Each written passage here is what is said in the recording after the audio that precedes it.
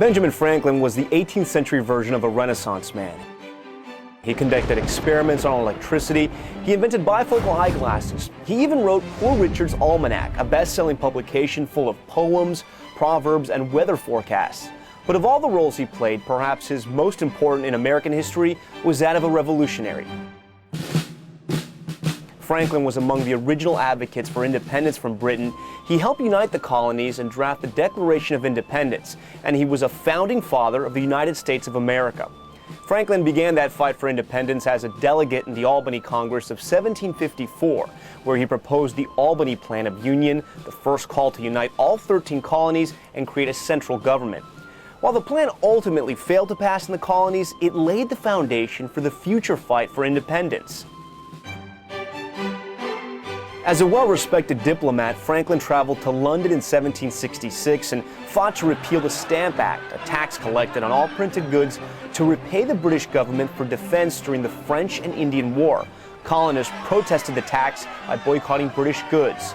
In a testimony before the British House of Commons, Franklin stated, "It has appeared to be the opinion of everyone that we could not be taxed by a parliament wherein we were not represented." With the help of Franklin's diplomatic skills, the Stamp Act was repealed. A loyalist before his trip to London, Franklin returned to the colonies with greater sympathies toward the American cause. But Franklin's biggest fight for independence began in the summer of 1775, when he joined the other delegates of the Second Continental Congress just a few months after the first shots of the American Revolutionary War had been fired. There in Philadelphia, Franklin and 4 other delegates drew up the Declaration of Independence. And while Thomas Jefferson wrote it, Franklin's role as an advisor and editor while drafting it was crucial. The delegates passed the resolution for independence, and on July 4th, 1776, they signed the Declaration of Independence. Of the 56 men who signed it, Franklin, 70 years old, was the oldest. The document mandated independence and equality from the British, stating, "We hold these truths to be self-evident that all men are created equal." Now waging a full-scale war, the colonists desperately needed supplies to defend themselves as fleets of British soldiers arrived from across the ocean. Franklin traveled to France as an ambassador to secure support for the American Revolution.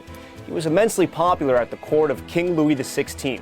Many of his essays on philosophy and science were translated to French, and French citizens were enamored by his simple American appearance, his intelligence, and also his tact.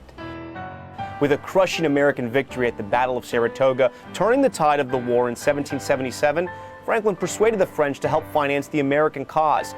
It was a feat Thomas Jefferson called an excellent school of humility. In 1783, after 8 years of fighting, the Americans won their independence with the Treaty of Paris. Britain formally recognized the U.S. as an independent nation. Benjamin Franklin, now 77 years old, was there to sign the treaty, a witness to what he had fought so hard for: life, liberty, and the pursuit of happiness.